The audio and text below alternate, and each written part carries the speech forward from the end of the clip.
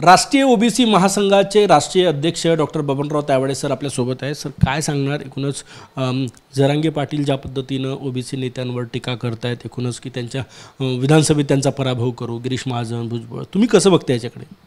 नाही, हे योग्य नाही, असं बोलणं योग्य नाही, या मताचा मी नेहमीच राहिलेलो आहे। तुम्हाला पाडायचं आहे, काय करायचं आहे तो तुमचा निर्णय आहे, परंतु अशा प्रकारे वारंवार वक्तव्य करून समोरच्या नेत्यांना हे म्हणून मी डिवचणं झालेलं आहे।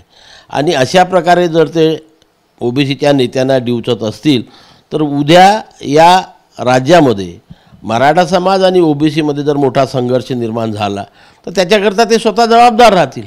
कारण ओबीसी नेते आज कुठेही काही कोणाविषयी बोलत नाही। त्याच्यामुळे जी आमची वैचारिक लढाई आहे त्या वैचारिक लढाईवर आम्ही पण ठाम आहोत, ते ठाम आहे। काय निर्णय तो सरकारला घ्यायचा आहे, परंतु एखाद्या व्यक्तीला टार्गेट करून किंवा काही लोकांना टार्गेट करून त्यांच्याविषयी वारंवार अशा प्रकारचं वक्तव्य करून समाजामध्ये त्यांच्याविषयी गैरसमज निर्माण करणं, या मताशी मी सहमत नाही। ओएसिस फर्टिलिटीच्या तज्ञांनी IVF उपचार पद्धतीद्वारे 1 लाखांहून अधिक जोडप्यांना मातृत्व प्राप्तीचा आनंद दिला आहे। मोफत अपॉइंटमेंट बुक करण्यासाठी आजच संपर्क साधा। ओबीसी नेत्यांची जी बैठक झाली त्यामध्ये मंत्रिमंडळाच्या याच्यात, तर त्यामध्ये ओबीसी नेत्यांनी विरोध केला की सगळे सोयरेची अधिसूचना लागू झाली तर ओबीसींवर अन्याय होईल, आरक्षण जाईल।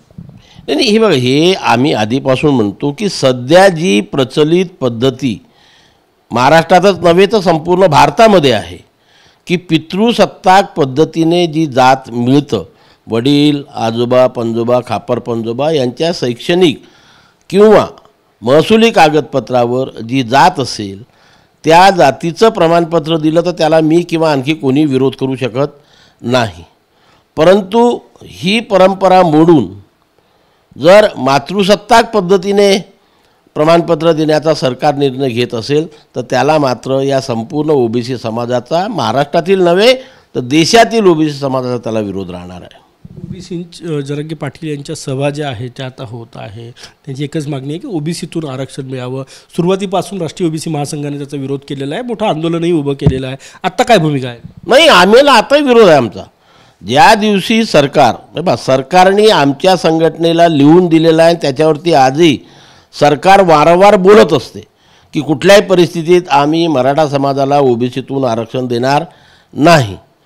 ज्या दिवशी आमच्या लक्षामध्ये येईल की सरकारने आम्हाला दिलेला शब्द फिरवण्याच्या मनस्थितीमध्ये आहे, मानसिकतेमध्ये आहे आणि मराठा समाजाला ओबीसीतून आरक्षण देण्याची त्यांची तयारी आहे, त्या दिवशी मात्र या महाराष्ट्रातील गावाखेड्यातील, गल्लीबोळ्यातील संपूर्ण ओबीसी रस्त्यावरती येऊन आपल्या संविधानिक आरक्षणाचं रक्षण करेल।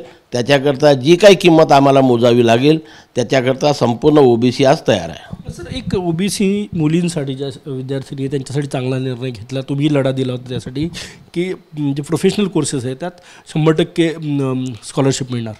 नाही, बिलकुल फार चांगला निर्णय या सरकारने घेतलेला आहे की ओबीसी असो, मराठा असो किंवा EWS असो, या तिन्ही वर्गातील ज्या मुली व्यावसायिक शिक्षण घेतात, आतापर्यंत त्यांना फक्त 50% स्कॉलरशिप मिळत होती, आता या वर्षीपासून ही 100% स्कॉलरशिप तिन्ही वर्गातल्या विद्यार्थ्यांना देण्याचा शासन निर्णय परवाच सरकारने काढलेला आहे। त्याबद्दल त्यांचं राष्ट्रीय ओबीसी महासंघातर्फे मी मनपूर्वक हार्दिक स्वागत करतो, अभिनंदन करतो। परंतु महत्त्वाची अशी आहे की आम्ही 2 वर्षापासून सरकारशी चर्चा करून राहिलो, सरकारने पण ते मान्य केलेलं आहे की ओबीसी समाजाला सवलती देताना नॉन क्रिमिनल प्रमाणपत्र आणि 8 लाख रुपयाचं उत्पन्न ह्या ज्या 2 अटी टाकतात त्यापैकी 8 लाख रुपयाची उत्पन्नाची अट रद्द करून ज्या कुटुंबाकडे नॉन क्रिमिलियरचं प्रमाणपत्र आहे त्या कुटुंबातील मुलींना याचा फायदा व्हावा।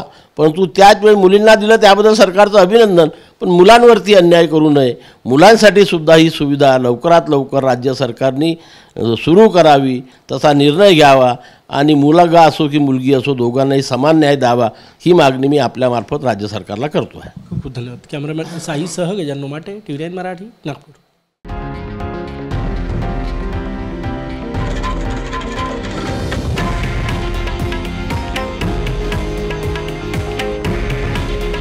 हे आहे देशातील नंबर 1 न्यूज नेटवर्क आणि आपण पाहत आहात TV9 मराठी।